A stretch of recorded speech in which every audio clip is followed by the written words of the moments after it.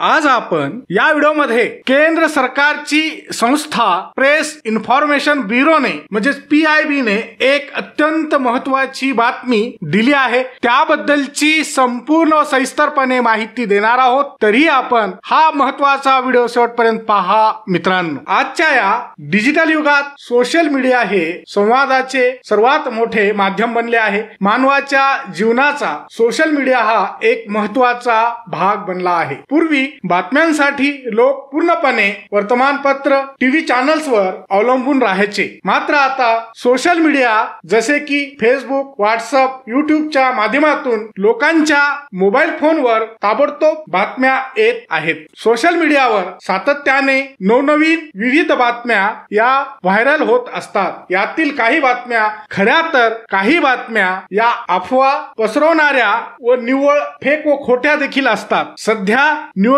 आयोगाच्या नावाने एक बातमी व्हायरल होत आहे, ज्यामध्ये निवडणूक आयोगाच्या हवाल्याने दावा केला जात आहे की निवडणुकीत मतदान न केल्यास त्या मतदाराच्या बँक खात्यातून 350 रुपये कापले जातील। सोशल मीडिया आणि व्हॉट्सअपवर व्हायरल होणाऱ्या या मेसेजमध्ये 2024च्या लोकसभा निवडणुकीत मतदान न करणाऱ्या मतदारांच्या बँक खात्यातून निवडणूक आयोग 350 रुपये कापून घेईल असे म्हटले आहे। ही बातमी वर्तमान पत्राच्या क्लिपिंगच्या व फोटोच्या रूपाने देखील सोशल मीडियावर व्हायरल होत आहे। यासाठी निवडणूक आयोगाने कोर्टाची म्हणजेच न्यायालयाची पूर्व परवानगी घेतल्याचे या बातमीत म्हटले आहे व तसेच जे लोक मतदान करणार नाहीत त्यांची ओळख आधार कार्ड द्वारे केली जाईल आणि त्यानंतर त्यांच्या आधार कार्डशी लिंक असलेल्या